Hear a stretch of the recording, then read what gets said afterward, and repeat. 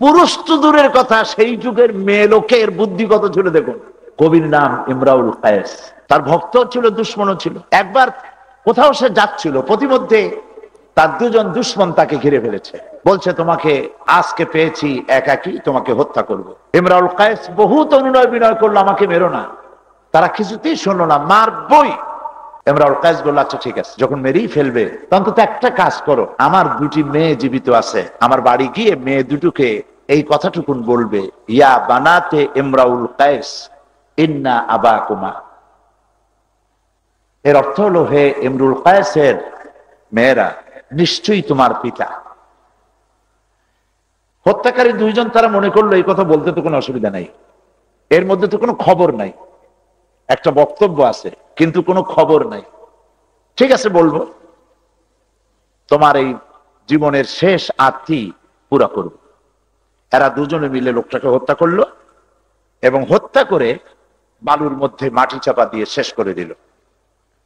ওই জাতি আবার ওয়াদা রক্ষাও করত, যেহেতু ওয়াদা করেছে সেই জন্য তারা চলে গেল ইমরাউল কায়েসের বাড়ি, মেয়ে দুটোকে ডাকলো আর বলল তোমার পিতার সাথে আমাদের দেখা হয়েছিল, প্রতিমধ্যে তোমার পিতা আমাদেরকে এই কথাটা তোমাদেরকে বলার জন্য বলেছেন, কি ইয়া বানাতি ইমরাউল কায়েস ইন্না আবাকুমা। শোনা মাত্রই দুটি মেয়ে চিৎকার দিয়ে আর্তনাদ করে উঠলো, তার কান্নায় তাদের চিৎকারে চতুর্দিক থেকে লোক জড়ো হয়ে গেল। জিজ্ঞেস করলো কি হয়েছে, কাঁদো কেন? মেয়ে দুটি বলল এই দুটি লোক আমার পিতাকে হত্যা করেছে। তারা বললো তোমরা জানো কি করে, দেখেছো না দেখিনি, কোন সাক্ষ্য প্রমাণ আছে না? তাও নাই। জানলে কি করে?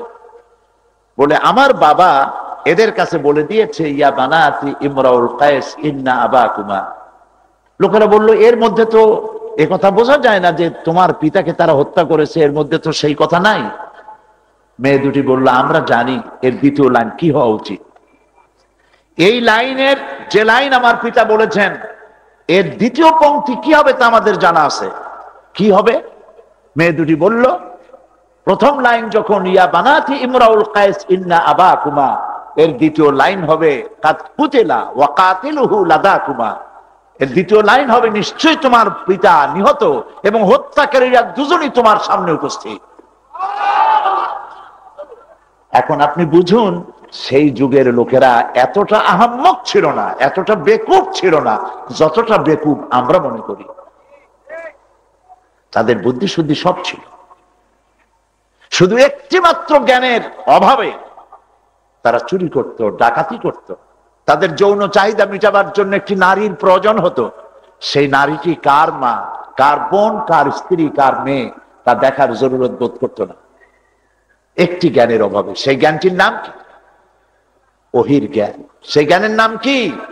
ওহির জ্ঞান। ওহির জ্ঞানই হলো আসল জ্ঞান। এই জ্ঞানের উৎস হলেন আল্লাহ। ওহির জ্ঞানের উৎস কে? এই জ্ঞানটা কার? আল্লাহ পাকের জ্ঞান। জ্ঞান দুই প্রকার হয়, একটা হয় মানুষের মন মস্তিষ্ক প্রসূত জ্ঞান, আর একটা হচ্ছে ওহিভিত্তিক জ্ঞান। ওহিভিত্তিক জ্ঞান আর গায়ের ওহিভিত্তিক জ্ঞান, দুই জ্ঞানের মধ্যে বিরাট পার্থক্য।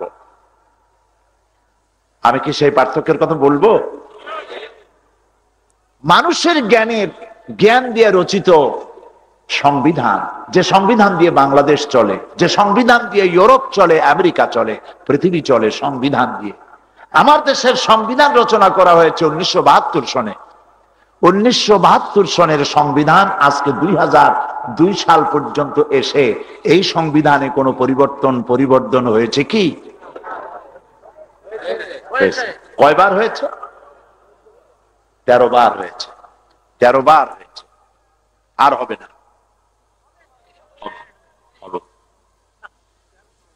আচ্ছা কেন হবে আর কেন হয়েছে, এর কারণটা অনুধাবন করুন।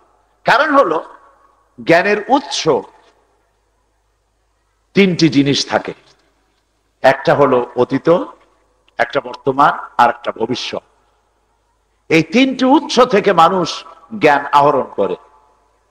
মানুষের অবস্থা হচ্ছে এই অতীত কাল সে ভুলে যায়, আর ভবিষ্যৎ সম্পর্কে কিছুই জানে না। অতীত সব মনে থাকে না। অতীত কথা সব মনে থাকে? মনে থাকে না। অতীত কথা মনে থাকে না বলেই তো আমাদের দেশের লোকেরা মাঝে মধ্যে বেলতলায় যায় আর বলে আর যাব না, তারপরে আবার যায়। ঠিক না? অতীত মানুষ ভুলে যায়, ভবিষ্যৎ আদৌ জানে না। একথা ঠিক কিনা? ভবিষ্যৎ কি জানে? মানুষ যদি ভবিষ্যৎ জানতো তাহলে ওই যে রাস্তার পাশে যারা ইনবিলাফের মধ্যে কি জানি ভরিয়া টিয়া পাখি রাখে, আর মানুষেরা সেখানে গিয়ে বলে যে দেখেন তো আমার হাতটা, এই যে বড় বড় হালদাররা ভবিষ্যৎবাণী করে এবং পয়সা নেয়, চার্জ নেয়। আরে বাবা, এই ভবিষ্যৎ বলিয়া যদি মানুষের ভবিষ্যৎ সে জানেই, তাহলে পাথর বেছে বেছে মানুষের কাছ থেকে পয়সা নেয় কেন? নিজের ভবিষ্যৎ জানিয়ে নিজেই নিজের ভবিষ্যৎকে করতে পারে না কেন? গুলশানে 14-15টা বাড়ি হয় না কেন? 1975 সন আমাকে 29শে জুলাই তারিখে বিশেষ জরুরি আইন ক্ষমতা বলে তদানীন্তন প্রধানমন্ত্রীর নির্দেশে আমাকে গ্রেফতার করা হলো। 1975 29শে জুলাই খুলনা থেকে গ্রেফতার করে এনে আমাকে রাজারবাগ পুলিশ লাইনে নেওয়া হলো। সেখানে কিছু জিজ্ঞাসাবাদ করে 15 ডেজ ডিটেনশন দিয়ে আমাকে জেলখানার মধ্যে ভরা হলো। জেলখানার ভিতরে নিয়ে আমাকে ডিভিশন দেওয়া হলো। এটাকে মালেক সেল বলা হতো। যে রুমটা আমাকে দেওয়া হলো, অফিসার আমার সাথে গিয়ে বললেন এই রুমে মৌলানা আবুল কালাম মোহাম্মদ ইউসুফ সাহেব 22 মাস থেকে গেছেন, এই রুমটা আপনার জন্য বরাদ্দ হলো। আমি বললাম আলহামদুলিল্লাহ, ওস্তাদের রুমে আসতে পারলাম, ভালোই হলো। আমি ভিতরে ঢুকে একখানা কোরআন শরীফ ঝুলানো পেলাম। সেই কোরআন শরীফের ভেতরে দেখলাম অনেক ফুটনোট হাত দিয়ে তিনি লিখেছেন। কোরআন শরীফ খানাও আমি উত্তরাধিকার সূত্রে সেখানে পেয়ে গেলাম। তো যাই হোক, কথাটা এখানে অপ্রাসঙ্গিক হলেও ওনার জন্যই মনে এলো। এরপরে আমি জেলে 13 দিন, আমার জেলের বয়স যখন 13 দিন হলো, তখন একদিন ফজরের সময় একজন পুলিশ এসে আমাকে বলল যে সমস্ত কিসসা খতম হয়ে গেছে। এখন বুঝতেই পারেন কি কিসসা খতম হয়ে গেছে। আল্লাহ পাক মেহেরবানি করে আমাকে সেখান থেকে বের করলেন। সমস্ত প্রশংসা আল্লাহ পাকের। তো আমি আপনাদের সামনে আজকে এসেছি, আপনারা ডেকেছেন আমাকে কোরআনে কারীমের কথা বলার জন্য। আমি তো কোরআনে কারীম আলোচনা করার মতো অত ইলম রাখি না। আল্লাহ পাক দয়া করে কিছু বলালে বলি, সুবহানাকা লা ইলমা লানা ইল্লা মা আল্লামতানা। কিছুই জানি না, যদি দয়া করে কিছু তিনি বলার তো।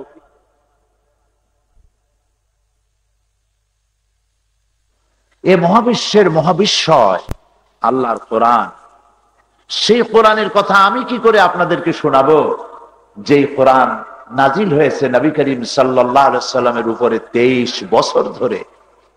অল্প সময় আমি তা কি করে বোঝাবো আপনাদেরকে?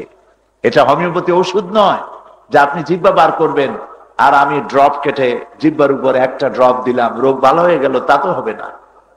23 বছর ধরে যে কিতাব অবতীর্ণ হয়েছে, সেই কিতাব নবী করিম সাল্লাল্লাহু আলাইহি ওয়াসাল্লাম গোটা বিশ্ববাসীর জন্য রেখে গিয়েছেন। নাম কোরআন শরীফ। সুবহানাল্লাহ ওয়া বিহামদিহি। সৌভাগ্যবান জাতি আমরা যে আমাদের কাছে আল্লাহর কালাম সম্পূর্ণ সুরক্ষিত আছে। পৃথিবীর কারো কাছে নাই, কোন জাতির কাছে নাই। বেদ বলেন, বাইবেল বলেন, ত্রিপিটক বলেন, জিন্দা বিস্তা বলেন, পৃথিবীর কোন জাতির কাছে আল্লাহর কালাম অবিকৃত অকৃত্রিম উপায় কারো কাছে নাই। একমাত্র মুসলমানদের কাছে আছে কোরআন। কোন রকমের তারমিম তাহরিফ ছাড়াই, পরিবর্তন পরিবর্ধন সংযোজন বিয়োজন ছাড়াই একখানা কিতাব বিশ্ববাসীর সামনে আছে, যার নাম আল কোরআন। সৌভাগ্যবান জাতি আমরা। যদি প্রশ্ন করা হয় এই পৃথিবীতে সৌভাগ্যবান জাতি কারা, কি জবাব দিবেন আপনারা? আর যদি বলি, পাল্টা প্রশ্ন করি, এই পৃথিবীতে হতভাগ্য জাতি কারা? মুসলমান। আমরাই আমরাই সৌভাগ্যবান এই কারণে আল্লাহর কোরআন আমাদের কাছে আছে, হতভাগ্য এই কারণে আল্লাহর এত বড় মহান গ্রন্থ অবিকল ভাবে আমাদের কাছে থাকা সত্ত্বেও আমরা সেই কোরআন থেকে ফায়দা নিতে পারলাম না। মিষ্টি পানির দরিয়ার কিনারে দাঁড়িয়ে আকণ্ঠ পিপাসা নিয়ে কেউ যদি ছটফট করে পিপাসায় মরে, তার মতো আহাম্মক, তার মতো বেকুব, তার মতো নির্বোধ আর কি কেউ হতে পারে?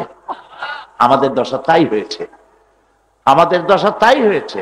শান্তির পিপাসায় তৃষ্ণার্ত হয়ে আকণ্ঠ পিপাসা নিয়ে ছটফট করে মরছি, আর কোরআন আমার ঘরে, কোরআনের কাছে যাচ্ছি না। আবে জামজাম, আবে কাউসার, আবে হায়াত আমার ঘরের মধ্যে রয়েছে, খোঁজও রাখি না, খবরও রাখি না। পিপাসা নিবৃত্ত করার জন্য ড্রেনের পানি আজলা ভরে পান করি। আমার যে কলেরা হবে না, কোন ডাক্তার তার বাপের কিরা করেও বলতে পারবে না, ঠিক কিনা? ড্রেনের পানি হলো মানুষের তৈরি করা মতবাদ, মানব রচিত সব মতবাদ, মানব রচিত সব আইন যা আল্লাহর আইনের সাথে সাংঘর্ষিক, তা সব ড্রেনের পচা পানি। এই ড্রেনের পচা পানি আজলা ভরে পান করছে বিশ্ববাসী। আর তাই সামাজিক রোগ, রাজনৈতিক রোগ, ক্ষুধা, দারিদ্র, যুদ্ধ, বিগ্রহ দিয়ে গোটা পৃথিবীতে অশান্তির সয়লাভ হচ্ছে। শান্তি আর শান্তি পেতে হলে আসতে হবে কোরআন শরীফের কাছে। সুবহানাল্লাহ। আপনি দেখুন না, একটু পেছনে তাকান, একটু পেছনে তাকান, ইতিহাসের পেছনে 1400 বছর আগের ইতিহাস দেখুন। চোর, ডাকাত, লুটেরা, হত্যাকারী, ধর্ষণকারী, দুশ্চরিত্র দিয়ে ভরপুর একটি সমাজ। আপনি কি মনে করেন এরা বেকুব ছিল? আরব দেশের সেই সময়ের লোকগুলি আহাম্মক ছিল মনে করেন আপনারা? আপনারা কি মনে করেন যে ওদের বুদ্ধি ছিল না, শুদ্ধি ছিল না, ওদের কোনো জ্ঞান ছিল না, চিন্তা ছিল না, চেতনা ছিল না, মননশীলতা ছিল না, ওরা একেবারে গোবেচারা ছিল? না, বুদ্ধিসাদ্ধি সবই ছিল। বুদ্ধিশুদ্ধি না থাকলে সেই যুগের কবির লেখা কবিতা এখনো মাদ্রাসা শিক্ষার উচ্চ শিক্ষায় পড়ানো হয়, এখনো বিশ্ববিদ্যালয়ের উচ্চ শিক্ষায় সেই কবির কবিতা এখনো পড়ানো হয়। তাহলে তারা কি বেকুব ছিল? নবী করিম সাল্লাল্লাহু আলাইহি ওয়াসাল্লাম মসজিদে হারামের পাশে আরাম করছিলেন। হযরতে খাব্বাব বিন আল-আরিত রাদিয়াল্লাহু তাআলা আনহু তিনি কিছু শিকায়াত নিয়ে আসলেন। ওয়ান খাব্বাব বিন আল-আরিত রাদিয়াল্লাহু তাআলা আনহু আন্নাহু ক্বাল ক্বালা শাকাউনা ইলা রাসূলিল্লাহি সাল্লাল্লাহু আলাইহি ওয়াসাল্লাম ওয়া হুয়া মুতাওয়াসসাদুন বুরদাতুন লাহু ফি জিল্লিল কাবা। তিনি বললেন যে আমি রাসূলের কাছে কিছু অভিযোগ নিয়ে গেলাম, যে দেখি আল্লাহ রাসূল মসজিদে হারামের পাশে চাদর মুড়ি দিয়ে আরাম ফরমাচ্ছেন। ফাকুলনা ইয়া রাসূলুল্লাহ আলা তাস্তানসিরু লানা আলা তাদউ লানা ইয়া রাসূলুল্লাহ, হে রাসূল আপনি কি আমাদের জন্য দোয়া করবেন না? আপনি কি আল্লাহর কাছে আমাদের জন্য সাহায্য কামনা করবেন না? আমরা তো মার খেতে খেতে শেষ হয়ে গেলাম। আমাদের খাব্বাব, খুবাইব, আম্মার, সুমাইয়া, বিলাল এদেরকে মারতে মারতে শেষ করে দিল, খেতে দিল না, মারতেছে, আমরা তো শেষ হয়ে গেলাম। হে রাসূল আপনি কি আমাদের জন্য দোয়া করবেন না? রাসূলুল্লাহ উঠে বসলেন, বললেন হে খাব্বাব, তোমাদের আগে এই পৃথিবীতে যারা দ্বীনের দাওয়াত দিতে এসেছিলেন, ফায়ুখাযুর রাজুল তাদেরকে ধরা হতো, ফায়ুহফারু লাহু ফিল আরদ আর তার জন্য জমিনের মধ্যে কবর খোঁড়া হতো। এরপরে সুম্মা ইউতা বিল মানশাব এরপরে করাত আনা হতো, ফায়ুদাউ আলা রাসিহি এরপরে করাত তার মাথার উপর রাখা হতো, ফায়ুজআলু নিসফাইন এরপরে করাত দিয়ে চিরে জীবিত মানুষটাকে দ্বিখণ্ডিত করে ফেলে দেওয়া হতো। মা ইয়াসুদ্দুহু যালিকা আন দীনিহি এত কষ্ট দেওয়ার পরেও একজন মুসলমানকেও, একজন দ্বীনের দায়ীকেও আল্লাহর দ্বীনের রাস্তা থেকে এক চুলও তারা সরাতে পারে নাই। ওয়াল্লাহি ওয়াল্লাহি লা ইউতাম্মান্নাল্লাহু হাযাল আমর হাত্তা ইয়াসিরুর রাকিবু মিন সানা ইলা আদরামাউত। হে খাব্বাব আমি আল্লাহর নামে কসম করি, সুবহানাল্লাহ বলে।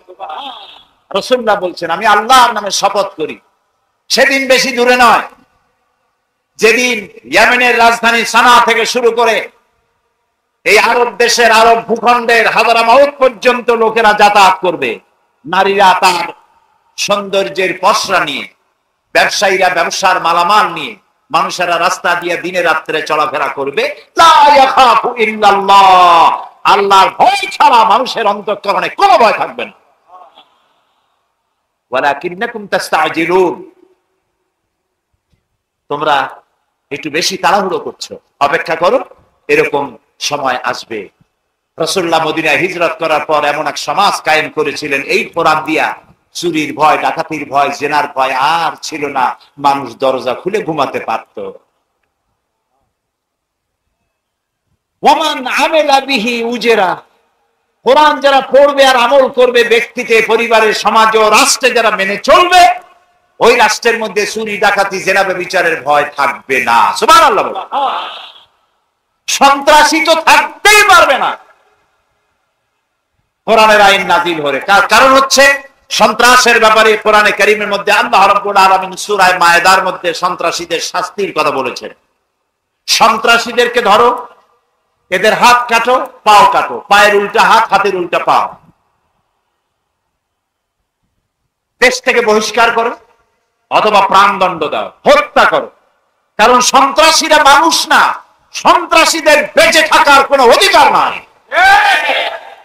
এদেরকে হত্যা করো। এটি কোরআনের আইন। এই আইন চালু আছে বলেই পৃথিবীর মধ্যে সব থেকে নিরাপত্তার দেশ হচ্ছে সৌদি আরবিয়া। এটা কি আমি ভুল বললাম না ঠিক বলেছি? যাই দেখেন, আল্লাহ তাআলা বলছেন, আওয়ালাম ইয়ারাউ আন্না জাআলনা হারামান আমিনান, দেখতে পাও না আমি হারামকে কিভাবে নিরাপত্তার শহর বানাইছি? আমি পার্লামেন্টে বলছি, এর আগের সরকারের আমলে পার্লামেন্টে আমি বলেছি, আপনারা যারা নেতা নেত্রীরা হজ করতে যান, ওমরা করতে যান, যাই আনেন কি, করেন কি? তাওয়াফ করে বাংলাদেশে ফেরার সময় আতর আর পাথর, সুরমার খুরমা, এগুলা সাথে করে নিয়ে আসেন। আপনারা কি দেখতে পান না যে আল্লাহ তাআলা কিভাবে নিরাপত্তার শহর এটারে বানাইছে? মক্কার মদিনা।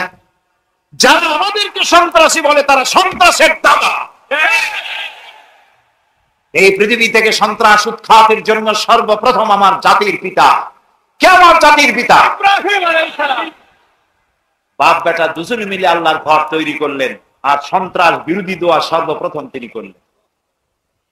হযরত ইব্রাহিম আলাইহিস সালাম পিতা পুত্র দুইজনে মিলে আল্লাহর ঘর নির্মাণ করে সর্বপ্রথম দুইজনে আল্লাহর দরবারে হাত তুলে বললেন, রব্বি জাল হাদাল বালাদা আমিনান, হে আল্লাহ রাব্বুল আলামিন, কে নিরাপত্তার শহর বানায়া দাও। আর নিরাপত্তাই হচ্ছে সন্ত্রাসের বিপরীত কথা। সন্ত্রাসের বিপরীত নিরাপত্তা, নিরাপত্তার বিপরীত সন্ত্রাস। এটাকে নিরাপত্তাপূর্ণ শহর বানাও। ইব্রাহিম আলাইহিস সালামের দোয়া কবুল হয়েছে না হয় নাই? সাথে সাথে হয়েছে। আল্লাহ তাআলা বলেছেন, ওমান দাখালাহু কানা আমিনান, যেই ঢুকবে সেই নিরাপত্তা পাবে। মক্কা মদিনায় লোকেরা যায়, সুন্দর পুরুষ সুন্দরী মেয়ে লোক কারে কয়? মক্কা শরীফে দেখা যায় মানুষকে আল্লাহ কত সুন্দর বানায়। সুবহানাল্লাহ। আমাদের দেশে যারা সুন্দর, এরা আসলে চামড়াটা একটু সাদা, আসলে সুন্দর। সুন্দর দেখতে হলে সিরিয়ায় যান, ইরানে যান, মিশরে যান, সৌদি আরবে যান, কারে কয় সুন্দর দেখে। আবার ইউরোপ আমেরিকা গুলো সাদা, কিন্তু সুন্দর বলতে যা বুঝায় সেটা না। লক্ষ লক্ষ নারী আর পুরুষ একসাথে তাওয়াফ করতেছে। দেখান পৃথিবীতে এরকম একটা জায়গা যেখানে নারী আর পুরুষ একসাথে চলাফেরা করতেছে, তারপরে দুইটা নারী হারায় না, ধর্ষিতা হয় না, লাঞ্ছিতা হয় না? আছে জায়গা পৃথিবীতে? থাকলে কোন, আমি আপনার সাথে যাই জিয়ারত করে আসবো। নাই না। রাত 2:30-3টার সময় পরমা সুন্দরী যুবতী নারী পুরুষ সঙ্গিনী ছাড়া একাকিনী চলে যায় আল্লাহর ঘর তাওয়াফ করে, তাহাজ্জুদের নামাজ পড়ে, আল্লাহর দরবারে মোনাজাত করে, লক্ষ লক্ষ পুরুষের মধ্য দিয়ে আবার নিজের ঘরে ফিরে আসে। কারো বাবার হিম্মত নাই, একবার তাকাইছে তো দ্বিতীয়বার তাকায়। আল্লাহু আকবার।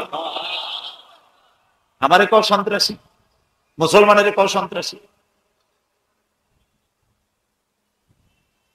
মুজদালিফা আরাফাতের ময়দানের পরে যে মাঠ, যেখানে এসে রাত কাটাতে হয়,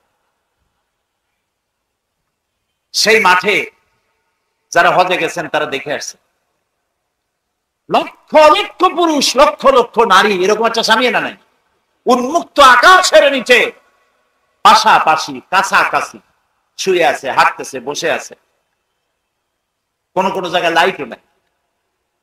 1,500, 2,000, 2,500 বছরের ইতিহাসে নাই যেখান থেকে একটা দাবি ধর্ষিতা লাঞ্ছিতা হয়েছে।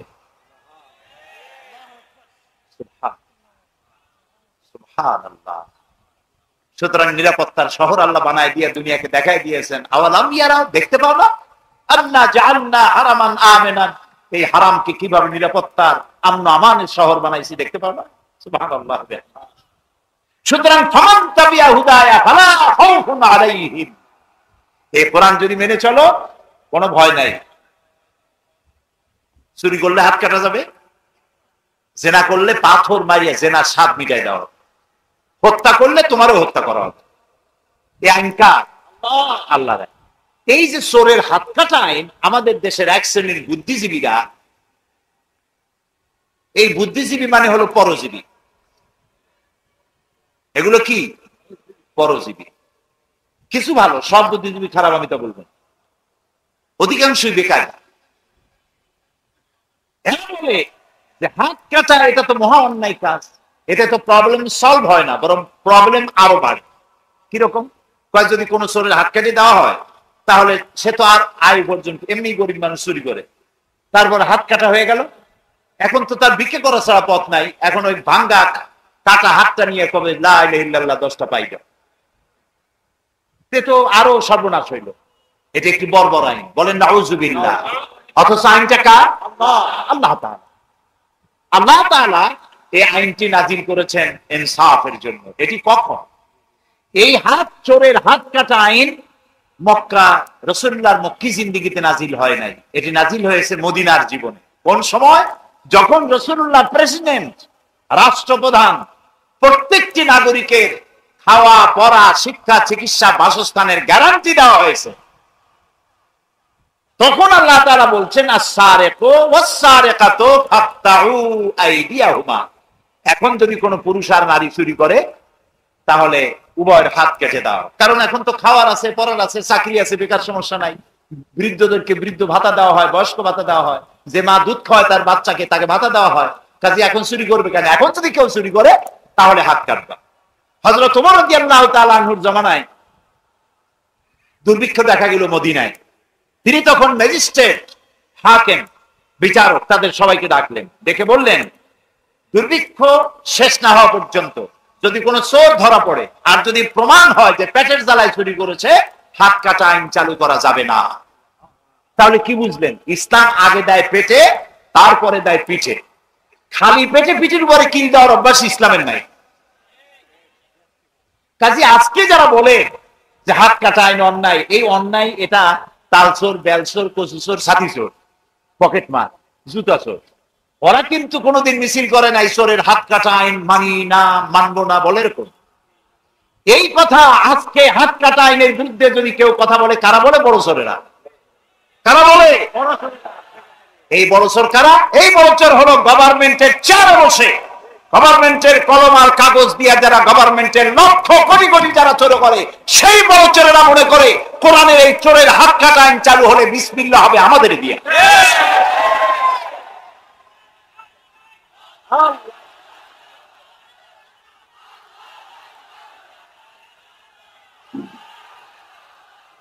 প্রিয় ভাই সব, প্রিয় ভাই সব, সুতরাং ইসলামের পুরা আইনটাই হলো কার? চিল্লায় কোন তো কার?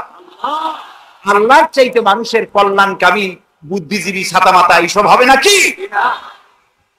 সুতরাং কোন রাজনীতিবিদ কি কইলো আমার জানার কোনো দরকার নেই। আমার জানার দরকার আমার আল্লাহ কি বলেছেন, আমার জানার দরকার আমার রাসূল কি বলেছেন। প্রিয় ভাই সব, ওয়ামান আমিলা বিহি উজরা, এ কোরআনের আইন মেনে যারা চলবে তাদেরকে পুরস্কৃত করা হবে, দুনিয়ায় তারা শান্তি পাবে। চুরি নাই, ডাকাতি নাই, জেনা নাই, ব্যভিচার নাই। আমরা তো এইরকমের একটা সমাজ চাই যাতে আরাম করে রাত্রে একটু ঘুমাইতে পারি, ঠিক কিনা? আমার দেশের জনগণ অনেক ভালো। আমার দেশের জনগণ কোন গভর্নমেন্টের কাছে বলে না, মেয়ে লোকেরা বলে না যে জামদানি শাড়ি দিতে হবে আমাদেরকে, পুরুষেরা বলে না যে প্রত্যেক দিন আমাদের বাসমতি চাউল দিয়ে ভাত খাওয়াইতে হবে। বলে আমার দেশের জনগণের রিকোয়ারমেন্ট খুবই, ডিমান্ড খুবই কম, মিনিমাম। সেটুকুন কি? মোটা চাইলের ভাত, মোটা কাপড়, আর একটুখানি ঘুমাইতে পারি, চোরের উৎপাত না থাকে, এইটুকুন হলেই সারে। চাঁদাবাজ মাস্তান এই শয়তানগুলোর উৎপাত থেকে বাঁচতে চায়, এইটুকু হলেই সারে, ঠিক কিনা? এখন তো অনেকটা সারছে, নাকি সারছে না? আলহামদুলিল্লাহ। এখন আবার বুদ্ধিজীবীরা বলা আরম্ভ করছে তাদের নাকি মানবাধিকার লঙ্ঘন হয়েছে। আরে বেটা, সন্ত্রাসীরা যখন মানুষগুলি জবাই করতো তখন তোমার মানবাধিকার কোথায় ছিল? সুতরাং আল্লাহ রাব্বুল আলামিন যে ব্যবস্থা যখন করেন মানুষের কল্যাণের জন্য, দেশ এখন ঠান্ডা, আলহামদুলিল্লাহ। সবাই বলে আলহামদুলিল্লাহ, কিন্তু কেউ কেউ বলে ইন্না লিল্লাহ। যাদের ওইগুলো পুঁজি, ওইগুলো না হলে রাজনীতি চলে না, তাদের খুব মুসিবত হয়ে গেছে। যাই হোক প্রিয় ভাই সব, ফামান তাবিয়া হুদায়া ফালা খাউফুন আলাইহিম ওয়ালা হুম ইয়াহজানুন। দুনিয়া শান্তি পাবা এই কোরআন মেনে চলো, এই কোরআনে সব আছে। যারা মনে করে কোরআন একটা তাবিজের কিতাব, তাদের জন্য দুঃখ প্রকাশ করা ছাড়া কিছুই নেই। আমাদের দেশে অনেক কোরআন শরীফ আছে খালি দাগ দেওয়া, দেখছেন না? সূরা নিসা, সূরা ইমরান, সূরা মায়দা, এগুলি তাবিজ। এই তাবিজ ব্যবহার করলে বিয়ে করবা তাড়াতাড়ি, ওই তাবিজ ব্যবহার করলে পেটের অসুখ ভালো হয়ে যাবে। আশ্চর্য কথা, কোরআন সম্পর্কে কি কি নিচু ধারণা! কোরআন শরীফ আসছে আপনার পেটের অসুখ ভালো করার জন্য, কোরআন শরীফ আসছে আপনার মাইয়ে বিয়ে দেওয়ার জন্য, কোরআন এসেছে সার্বিক শান্তি দেওয়ার জন্য। লোকেরা তাবিজ আনতে যায় মৌলভী সাহেবদের কাছে, তাবিজ তাবিজ। এই তাবিজ রাসূলুল্লাহ তাবিজ দেখেন নাই, সাহাবায়ে একজন সাহাবী তাবিজ দেখেন নাই, কোন হাদিস নাই। কাজী তাবিজ দিয়ে ব্যবসা করবেন না, আর এই তাবিজের ব্যবসা যারা করে তাদের কাছেও যাবেন না। অবশ্যই রাসূলুল্লাহ ঝাড়ফুঁক করেছেন, হাদিসে আছে। ঝাড়ফুঁক রাসূলুল্লাহ নিজে করেছেন, সাহাবায়ে কেরাম করেছেন। ঝাড়ফুঁক করার জন্য রাসূলুল্লাহর অনুমতি আছে, আর ঝাড়ফুঁক করার জন্যই আল্লাহ রাব্বুল আলামিন কোরআনের শেষ দুটি সূরা মুআওয়াযাতাইন, সূরা ফালাক, সূরা নাস নাযিল করেছেন। আর সূরা ফাতিহাকে সূরাতুদ দোয়া বলা হয়। সুতরাং এটা তাবিজের কিতাব নয়, তদবিরের কিতাব নয়। আপনার যা দরকার তিবিয়ানান লিকুল্লি শাই, সব কিছু আল্লাহ তাআলা এর মধ্যে খুলে খুলে বয়ান করে দিয়েছেন। সুবহানাল্লাহ বলেন। প্রিয় ভাই সব, ওয়ালা হুম ইয়াহজানুন। আর এই কোরআন যদি তুমি মানে চলো তাহলে কোনো চিন্তা নাই, চিন্তা থাকবে না। কিসের চিন্তা থাকবে না? চিন্তা থাকবে না খাওয়া, পড়া, শিক্ষা, চিকিৎসা, বাসস্থান। এটি হলো তিরমিজি শরীফের হাদিস। এই পাঁচটি জিনিস হলো মানুষের মৌলিক অধিকার। মানুষের, মুসলমানদের বলা হয় না এখানে, শুধু মানুষের এই পাঁচটি অধিকার তাদেরকে দিতে হবে, ফান্ডামেন্টাল রাইটস। এই এর গ্যারান্টি সরকার দিতে বাধ্য। তাহলে দুনিয়ায় এই কোরআন মেনে চললে চুরির ভয়, ডাকাতির ভয় থাকবে না। খাওয়া পড়া, শিক্ষা, চিকিৎসা, বাসস্থানের গ্যারান্টি পাওয়া যাবে। আলহামদুলিল্লাহ করেন, সবাই বলেন আলহামদুলিল্লাহ।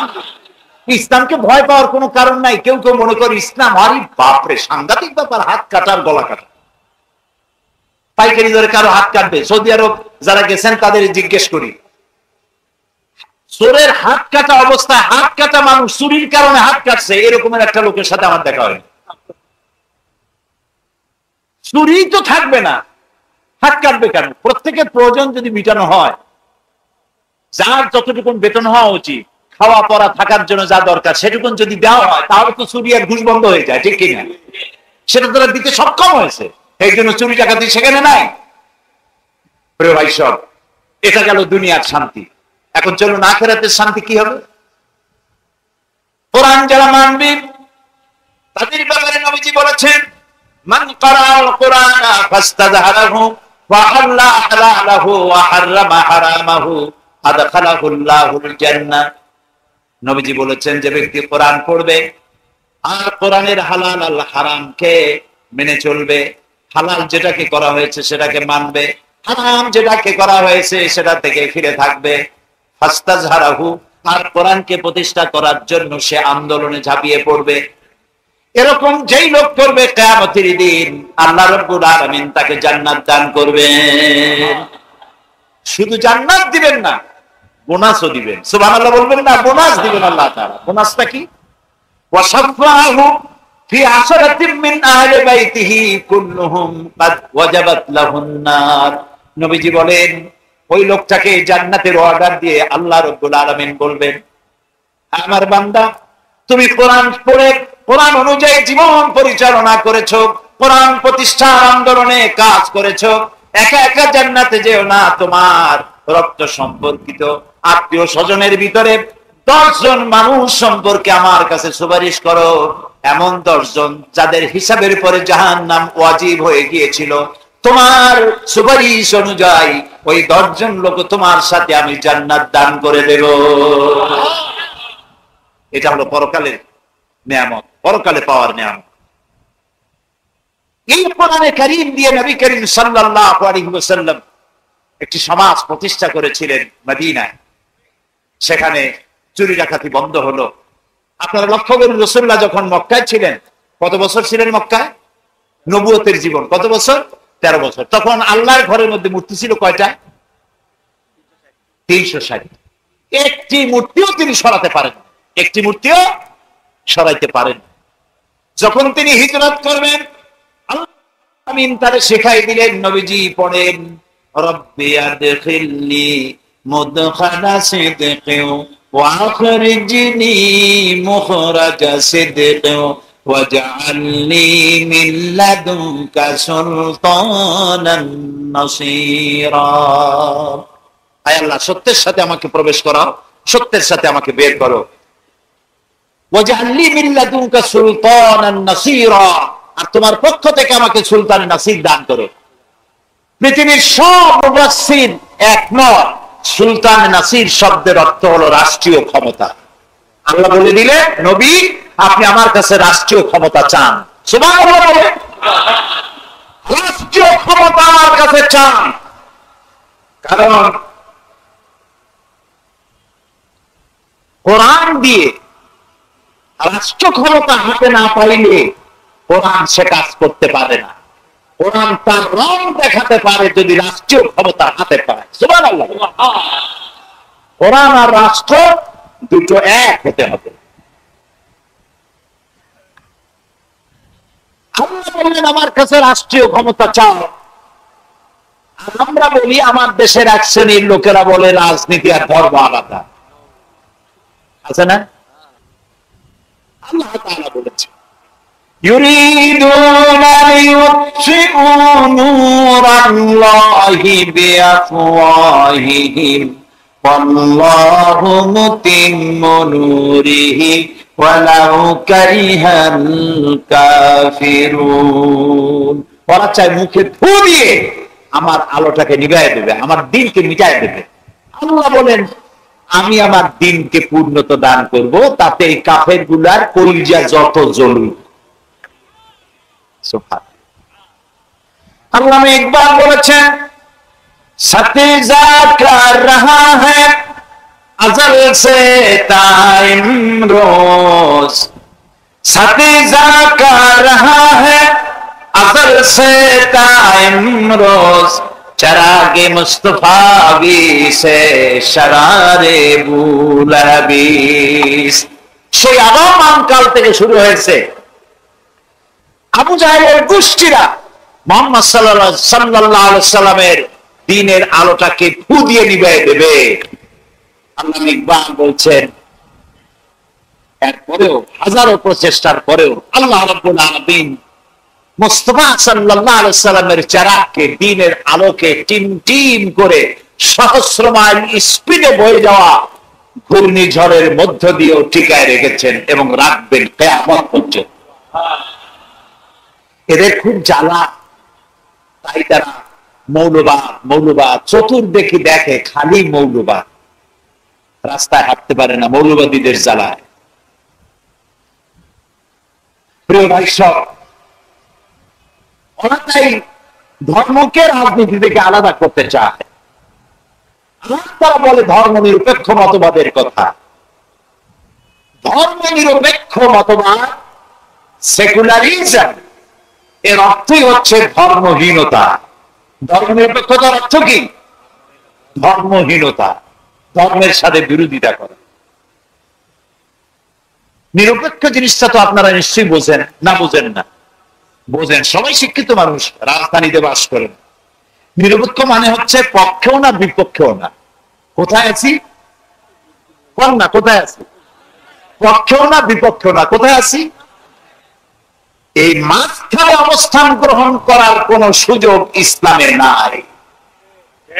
তারা আবার কোরআনের একটা দলিলও নেয়। তারা বলে কি? বলে যে কোরআন শরীফে আছে ধর্ম নিরপেক্ষতার কথা। কোথায়? বলে যে লাকুম দীনুকুম ওয়ালিয়া দীন। আর বুখারী শরীফে আছে লা ইকরাহা ফিদ্দীন। লোকেরা চিন্তা করে মাশাআল্লাহ আমাদের নেতা নেত্রীরা তো বুখারীও পড়ে, কিন্তু হাইকোর্ট দেখাইছে তার টের পায় নাই। লাকুম দীনুকুম ওয়ালিয়া দীন ধর্ম নিরপেক্ষতা পক্ষের কোন আয়াত নয়, এটা তো ধর্মের পক্ষে আয়াত। জানে না, শোনে না, আন্দাজে মেরে দিল। কাফেররা বলছিল মুহাম্মদ বলেন সাল্লাল্লাহু আলাইহি ওয়াসাল্লাম, এই যে ধর্ম নিয়ে আমাদের মধ্যে কাশমাকাশ হচ্ছে, আসুন আমরা এটা একটা মীমাংসা করি। বলে কি? বলে এইরকম মীমাংসা হোক, কিছুদিন কাফেররা বলছে আমরা কিছুদিন মসজিদ যাই আপনার আল্লাহর সেজদা দেব, আর কিছুদিন আপনি আপনার লোকজন নিয়ে আমাদের মূর্তিগুলারে প্রণাম করে যাবেন। রাসূলুল্লাহ কোনো কথা বলতেন না যতক্ষণ জিবরাইল না বলেন। জিবরাইল কোনো কথা বলতেন না যতক্ষণ আল্লাহ রাব্বুল আলামিন সঙ্গে সঙ্গে ফয়সালা দিয়ে দিলেন। সূরা নাজিল হয়ে গেল, কুল ইয়া আইয়ুহাল কাফিরুন লা আ'বুদু মা তা'বুদুন। হে কাফেরেরা, নবী বলেন হে কাফেরেরা, তোমরা যার ইবাদত করো আমরা তার ইবাদত করি না, আমরা যার ইবাদত করি তোমরা তার ইবাদত করো। সুতরাং ফয়সালা হচ্ছে লাকুম দীনুকুম ওয়ালিয়া দীন, তোমাদের জন্য তোমাদের ধর্ম, আমাদের জন্য আমাদের দিন, আমাদের ধর্ম। এটা তো ধর্মের পক্ষের কথা, এটা তো নিরপেক্ষতার কথা নয়। আল্লাহ ইকরাহা ফিদ্দীন তার অর্থ কি? ধর্মে কোনো বাড়াবাড়ি নাই। তার মানে হচ্ছে আপনি জবরদস্তি করে কোনো অমুসলিমকে মুসলমান বানাইতে পারবেন না। ইসলাম কবুল করার জন্য কাউকে প্রেসার ক্রিয়েট করতে পারবেন না। এমনকি সূরা তাওবার মধ্যে বলা হয়েছে, যুদ্ধের ময়দানে, জিহাদের ময়দানে কোন অমুসলিম যদি ইসলাম জানতে চায়, তাহলে তোমার তাবুতে নিরাপত্তার সাথে তাকে নিয়ে আসো, তাকে ইসলাম বুঝাও। বুঝাবার পরে সে যদি না মানে, তাকে নিরাপদে তার জেলায় ফিরে যেতে চাও, এর আগে তার বিরুদ্ধে অস্ত্র ধারণ করা যাবে না।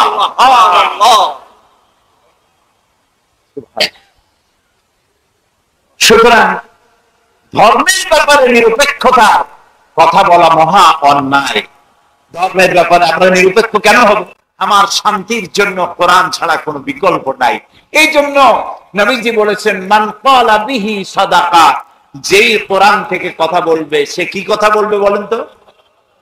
কারণ এই কোরআনের কথাগুলি কার? ওয়ামান আসদাকু মিনাল্লাহি হাদিসা, ওয়ামান আসদাকু মিনাল্লাহি কিলা। আল্লাহ তাআলা বলেছেন, আল্লাহর চাইতে সত্যবাদী আর কে হতে পারে? আছে কেউ আল্লাহর চাইতে সত্যবাদী? কাজী কোরআন থেকে যে কথা বলে সেই সত্য কথা বলে। এই জন্য যিনি যা বলতে চান আপনারা জিজ্ঞেস করবেন কোরআনের কোন সমর্থন আছে কিনা, হাদিসের কোন সমর্থন আছে কিনা। এইসব জেনে শুনে যদি আমরা লাভ দিতাম, ফাল দিতাম, মিছিল করতাম, মিটিং করতাম, সমাবেশ করতাম, যা করতে চাই কোরআন এবং সুন্নাহকে অনুসরণ যদি করে করতাম, আমাদের কিসমত কি হইতো বলেন সবাই? ভালো হয়ে যেত। নবীজি বলেন, ওয়ামান আমিলা বিহি উজরা, এ কোরআন পড়ে যে আমল করবে তাকে পুরস্কৃত করা হবে।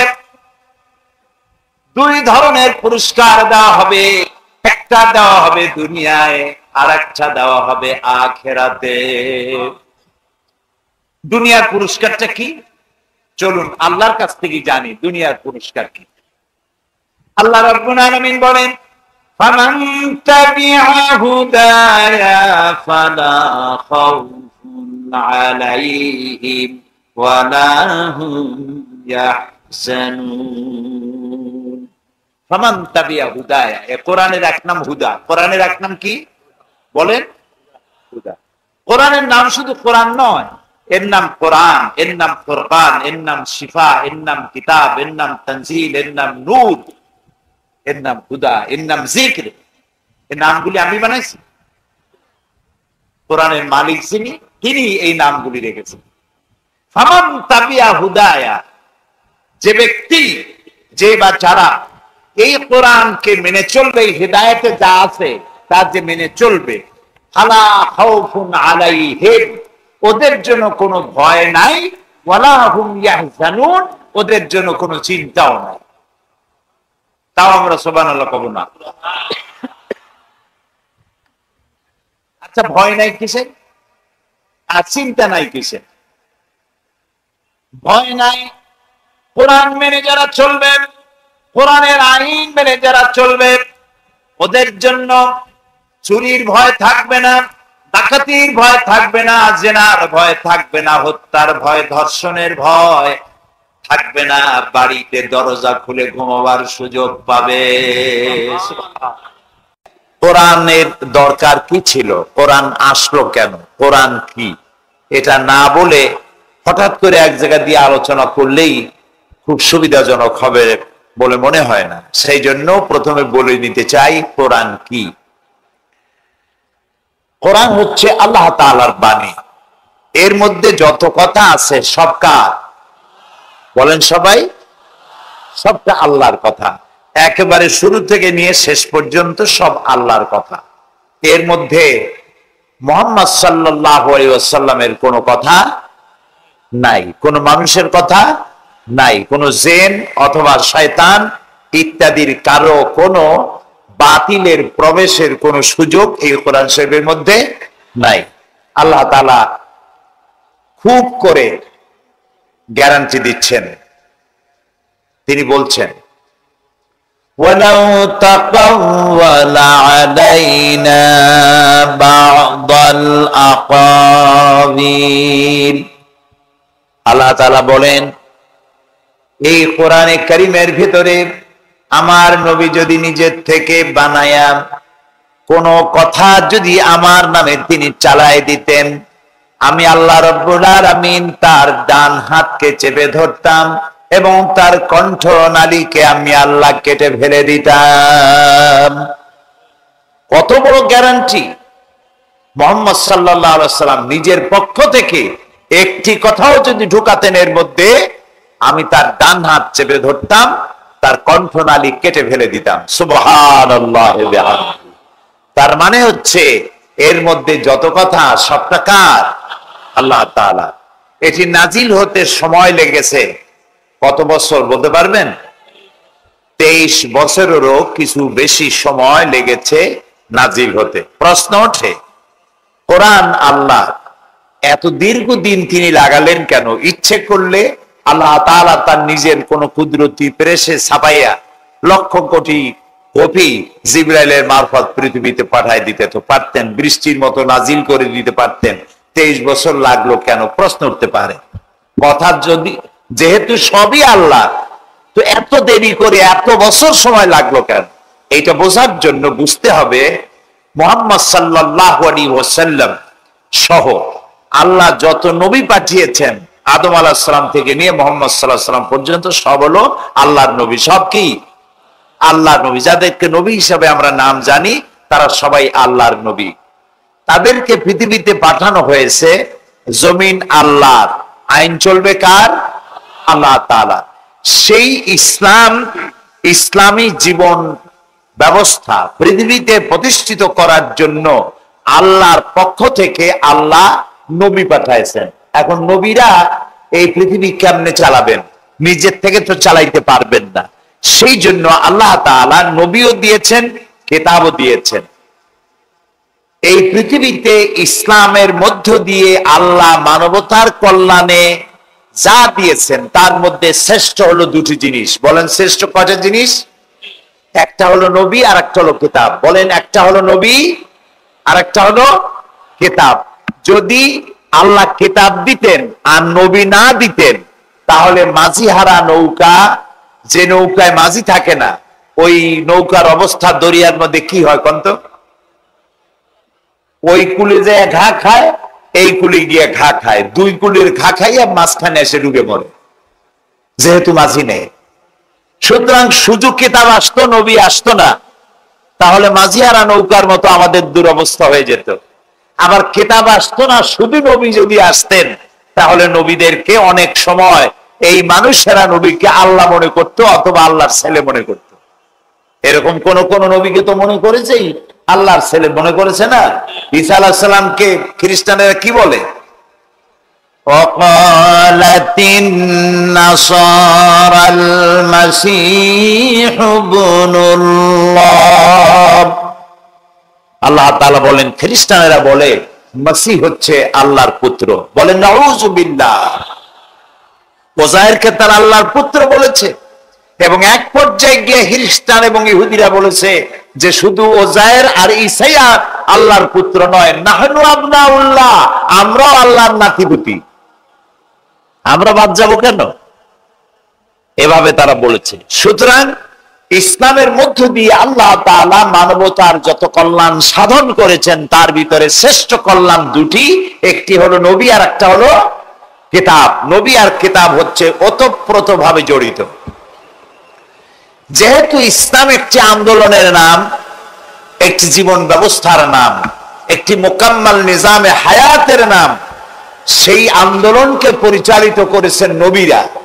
নবীরা এই আন্দোলন পরিচালিত করতে গিয়ে যখন যে ধরনের যে সমস্যার মোকাবেলা করেছেন, ওই সমস্যাকে ওভারকাম করার জন্য আল্লাহর পক্ষ থেকে যে বিবৃতি, বাণী, মত, রায়, বক্তব্য এসেছে, সেই বক্তব্য, সেই বিবৃতি, সেই রায়, সেই মত আল্লাহর, সেইগুলি যে কিতাবে লেখা হয়েছে 23 বছর ধরে নবুয়াতের জিন্দেগির যে কিতাবে লেখা হয়েছে, সেই কিতাবের নাম কোরআন শরীফ। যেহেতু ইসলাম জীবন ব্যবস্থা, তাই সময় লেগেছে 23 বছর।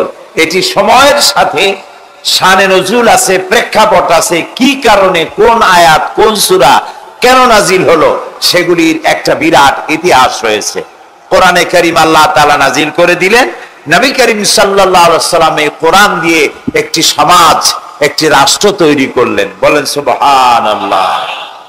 আমরা বুঝি নাই, না বুঝার কারণে কোরআনের কাছে যাই না। কোরআনের কাছে আমরা কখন যাই?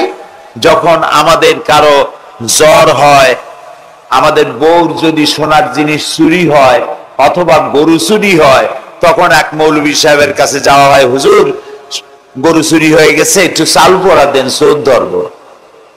এখন আপনি কি মনে করেন যে আল্লাহ তাআলা চোর ধরার জন্য কোরআন শরীফ নাজিল করছেন? আল্লাহ তাআলা বললেন, হে রাসূল, কোরআন একটা দিলাম, দুনিয়ার যত চোর আছে সব চাল পড়বেন আর চোর ধরবেন। যত মেয়ে লোকরে জেনে ধরে খালি তাবিজ দেখবেন আর জেন ছাড়াবেন। এই জন্য আসছে কোরআন? না, এই জন্য কোরআন আসে নাই। কোরআন কি জন্য আসছে? কোরআন চোরকে ধরার জন্য আসে নাই, চুরিকে বন্ধ করে দেওয়ার জন্য কোরআন এসেছে। কথা কি বুঝতে পারেন? কোরআন ডাকাত ধরতে আসে নাই, ডাকাতি বন্ধ করার জন্য এসেছে। কোরআন খুনিকে ধরার জন্য আসে নাই, কোরআন অবৈধ রক্তপাত চিরকালের জন্য বন্ধ করে দেওয়ার জন্য কোরআনের আগমন করেছে। এটা হচ্ছে সেই কোরআন। এই কোরআন এক সময় এমন ছিল যে কোরআনকে সম্মান করার কারণে মুসলমানদের ইজ্জত বেড়েছিল। আর আজকে আমাদের যদি সম্মান নষ্ট হয়ে থাকে, তার একমাত্র কারণ কোরআনের সাথে আমরা আমাদের সম্পর্ককে ছিন্ন করে ফেলেছি। বিশ্বকবি আল্লামা ইকবাল বলেন, ও জামানা মে মুআজ্জাজ থে মুসলমান হোকর और तुम खार बने हो तारिके कुरआन होकर। সে যুগে মুসলমানেরা কোরআনকে সম্মান করে, কোরআনের আইনকে অনুসরণ করে পৃথিবীতে তারা মর্যাদা লাভ করেছিলেন। আর আজকে কোরআনকে ছেড়ে দিয়ে তোমরা অমর্যাদা পৃথিবীর মধ্যে নির্যাতিত, নিপীড়িত, হোমলেস, স্টেটলেস, পৃথিবীতে সব থেকে নির্যাতিত তোমরা হয়েছ কোরআনের সাথে সম্পর্ক ছিন্ন করার কারণে। আজ যদি আমরা আমাদের ভাগ্যকে, ভাগ্যের উন্নয়ন যদি চাই, আচ্ছা আমি আগে জিজ্ঞেস করে নিতে চাই, আমরা কি আমাদের ভাগ্যের উন্নয়ন চাই? কারা কারা চাই দেখি তো, ভাগ্যের উন্নয়ন কারা চাই? আমরা সবাই চাই। ভাগ্যের উন্নয়ন যদি চাই তাহলে কি করতে হবে? আল্লাহ তাআলা বলেছেন, ইন্নাল্লাহা লা ইউগাইয়িরু মা বিকাওমিন হাত্তা ইউগাইয়িরু মা বিআনফুসিহিম। আল্লাহ তাআলা বলেন, নিশ্চয়ই আল্লাহ তাআলা কোন জাতির ভাগ্য পরিবর্তন করেন না যতক্ষণ পর্যন্ত সেই জাতি নিজেদের ভাগ্য নিজেরাই পরিবর্তন করার জন্য সচেষ্ট হয়। যতক্ষণ পর্যন্ত আমরা আমাদের ভাগ্য পরিবর্তনের চেষ্টা করব না, আল্লাহ তাআলা আমাদের ভাগ্য ভালো বানায়া, এই কথা কি বুঝে আসছে?